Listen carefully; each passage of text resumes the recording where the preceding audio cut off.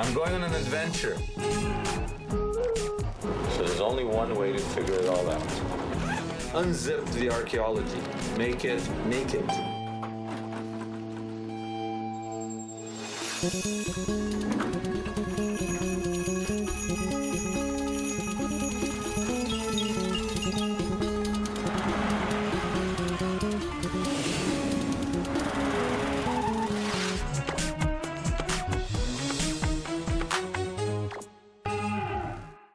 Is this going to be the archaeological trial of the century? I think so, yes. The world is watching. It should.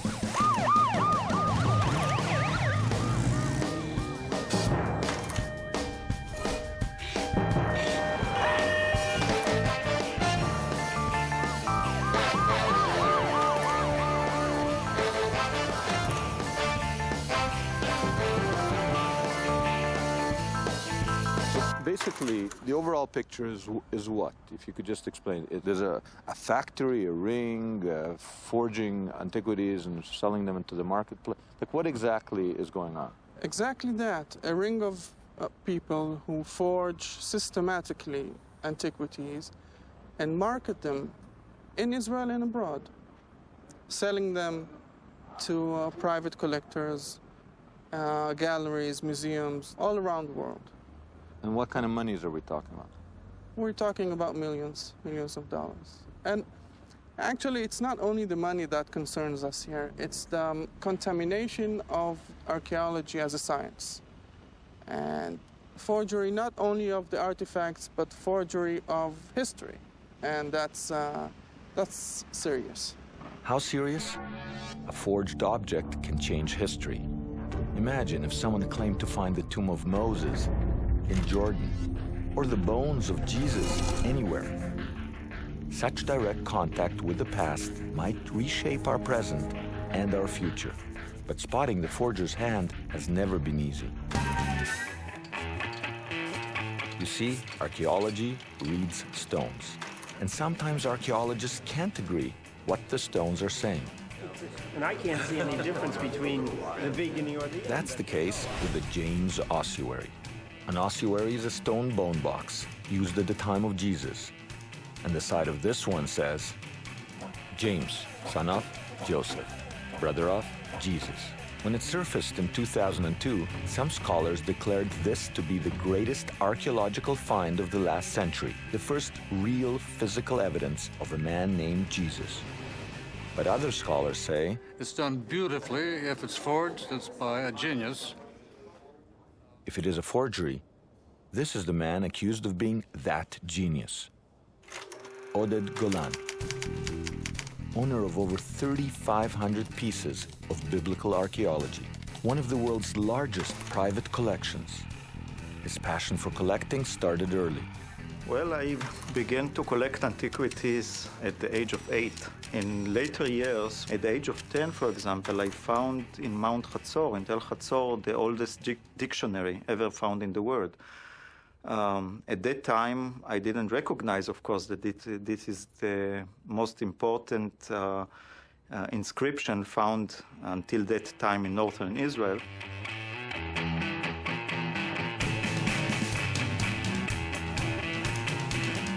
In later years, I traveled a lot to the old city of Jerusalem, and I used to buy antiquities already at that time. And one of the items that I purchased in the early 70s was this ossuary.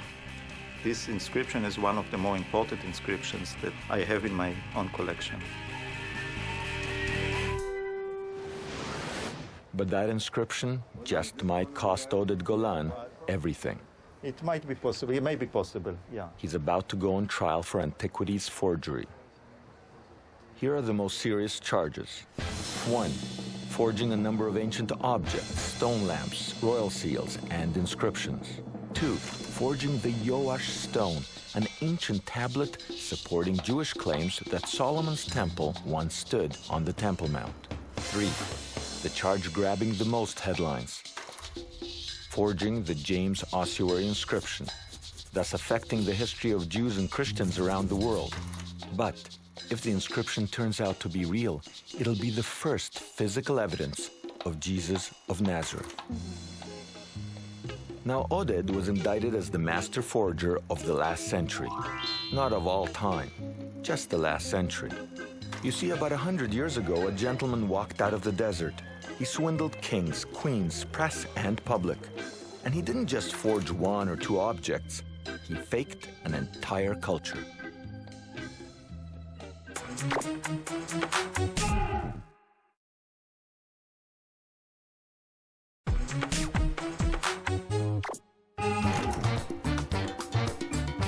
Real or fake?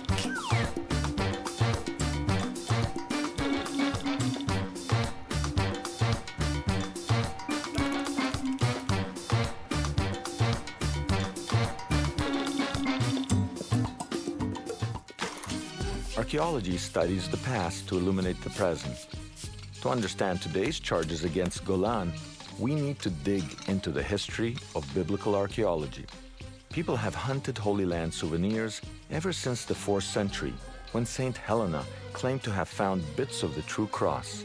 That was the birth of biblical relics, a sort of proto-archaeology, the start of collectors and dealers of supply and demand.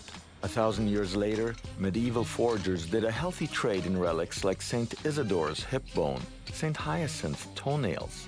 Real biblical archaeology, what we recognize as a science-based biblical archaeology, starts in 1868. This happened when a French team discovered the Mesha Stela. Hello, all you people out there in Gameland. Today we're gonna play an exciting new game called Real or fake? Can you spot the fake? Stela is either A, An ancient stone tablet with inscriptions describing victories of kings, stele.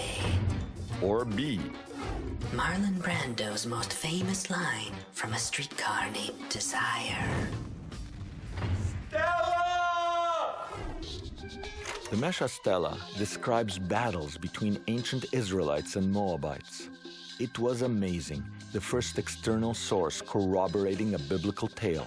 The Stela's discovery inspired one of the world's great swindlers, Moses Shapira.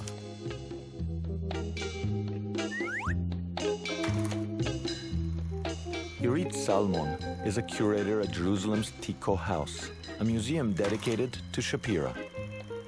Shapira decided to open a shop of antiquity in the old city. Oh, so he opened it when all this excitement on the Mesha Stela. He said, oh, there's a business here. Yeah. People like old rocks. Yeah, and he opened the shop in the Christian quarter, but when he opened the shop, business didn't go immediately so good. And then an Arab tourist guide came to him and said, if you want to have tourists, make a business with me. And what is the business? Everything which we are missing, we can do during the night. And so a big antiquity forgery started, and every day, every morning, whatever he needed was ready. So they set up a factory at night for the creation of antiquity. Yes. If you think about it, it's the ideal shop. You can go and order whatever antiquity you want, and they make it to order. His forging methods were simple, but they worked.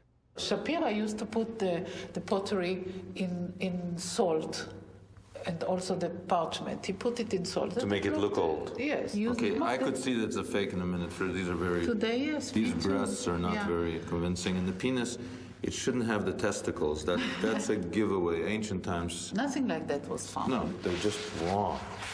It might look wrong to us now, but 150 years ago, biblical archaeology was in its infancy. No one knew what it should look like. The sexual nature of Shapira's fakes underscores a basic law of forgery. Give the people what they want, and sex sells. See, Bruce, but here Well, what's really, sexual over there? I don't know. What's that? Maybe you tell Oh. me. I don't know, but Oh, but that he looks like a used, leg. Yeah, kind of. He used everything. I mean, he tricked all these archaeologists, right? Yes, he did. It shows they don't And they always... believed in it. And they believed in it. At that time, they really believed in it. Maybe then they called everything real, and now they call everything fake. Yes, sometimes yes. Shapira copied bits of the Stela's ancient Moabite text onto pottery. He then sold the forgeries as authentic Moabite artifacts to a host of clients, including the German Kaiser. He produced so many of these fakes that, If I understand you correctly, they created an entire Moabite culture. Exactly. real or fake. Can you spot the fake? A Moabite is either A, A biblical tribe descended from Moab, the son of Lot. Moabite. or B. Gangsta rap slang for large jaw. Moabite.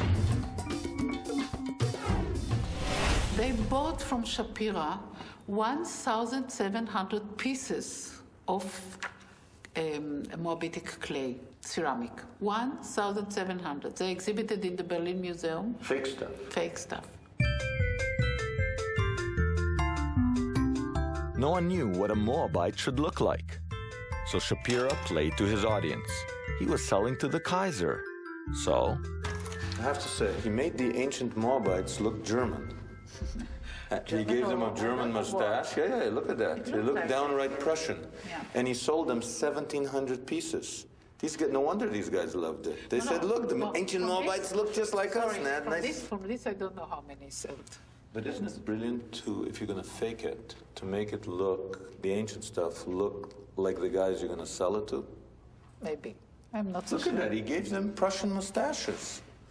I'm surprised he didn't have a little helmet with him. Yeah? Look at this stuff. Shapira's scam seems incredible in hindsight. But remember, in Shapira's day, biblical archaeology was new. No one knew what the real thing should look like. But how do we spot a fake today? And I don't care if it was made yesterday, I believe it. Well, you have to learn the forger's secrets.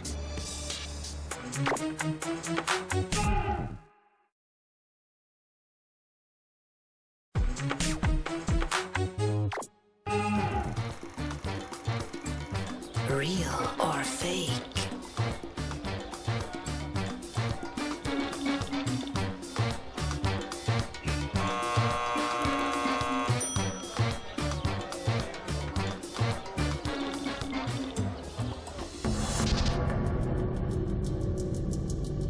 Fierce debate surrounds the James ossuary.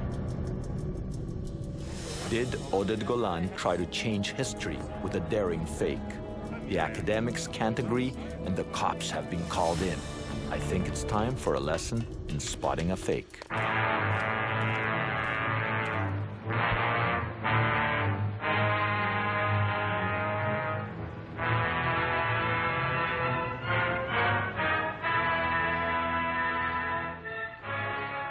Jerusalem antiquities dealer Gil Chaya has spotted a few. One of the best faker in Israel is an Arab that lives near Nablus. This is a Samaritan oil lamp with a menorah over here. Now, That menorah looks suspicious to me. we have very little artifacts with menorahs, so they're worth a lot of money. An oil lamp like this, if it was real, would be $10,000. 10 grand? $10,000. Now, why is it fake? How can you tell the menorah is fake? The oil lamp is good. It's an original oil lamp. Really? Yeah. There's the menorah, which is the Seven-branch candelabra. And Gil says, this is real. Is this stuff real? Yeah, the whole oil lamp is Everything is real. This stuff has been added. So they're how do you made. know that? First of all, if you look at it from the side, it's always curved like this, okay? Now, if you look at it over here it's curved, it's convex instead of being concave, which means that this was concave also, but he carved down. He carved around the menorah, you understand? Yeah, here this is an original one, for example, and you see it's concave see. everywhere. This one, here it is. It's up, concave, right? This one, there's a little dip in there, Convex, yeah. like that. Good, bad, see? This one bumps down. And the point is, somebody carved it down. It would fool me, boy. It would fool me. So this is going for $400. It goes for anything from $200 to $400. You put a menorah on it, suddenly it's worth 10 grand. Yeah. Somebody tried to sell it to you? Yeah. And you said, I'm no sucker? You know, the second you look at something, I can tell it's fake already. Right. You get a feel for it. As soon as the James ossuary was shown to the world, some said it was real, some said fake. Critics said it was unusual, different from other ossuaries. For instance, almost no other ossuary says brother of. That made it an anomaly. Ed Keel was one of the first to study it. He was a curator at Toronto's Royal Ontario Museum when the ossuary made its debut to the world in 2002. I went back to check in with Keel. He says academics can't agree whether an anomaly makes or breaks an artifact. Even a banana split can split the academics. This is a fake one? I think, yes, probably is. You're not sure? This purports to be something like 5th century AD from Iran. Silver. It's a nice banana split bowl. Yeah. It's the kind of thing that, yeah, princes and, princesses would have and probably eat fruit or something like from it. And then there are various designs on it. If you individually took one of those elements like this, stork creature or a leopard or a palm tree, each one of those in isolation, you could go to a catalog or, at a museum collection and say, oh, look, it's exactly like that. But the problem is it's the combination which is weird. And that's what they've done. They've used the catalog of the collection that's a legitimate collection as a pattern book. But how do we know that? Well, how do we know there wasn't one guy in ancient times who decided to put it all together? Well, yes, indeed, that's a problem. The funny thing is that the profession falls into two groups of people. There's the one group, when an object appears, they go to the known catalogs and they look down for exactly a parallel for it. And they say, okay, there it is, there's the parallel, it's genuine.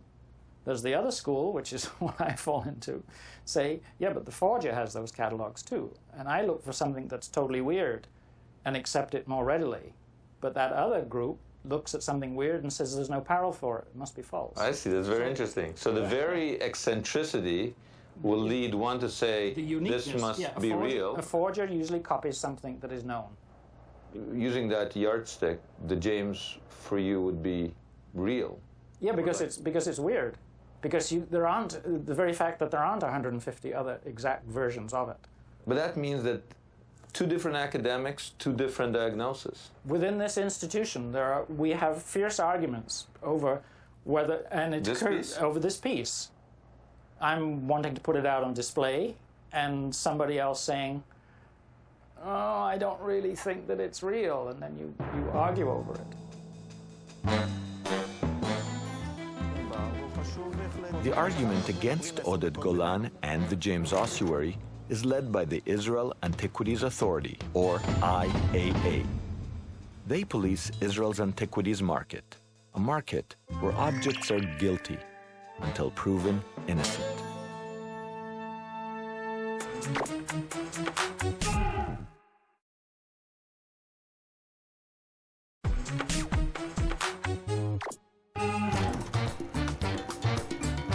Real or fake?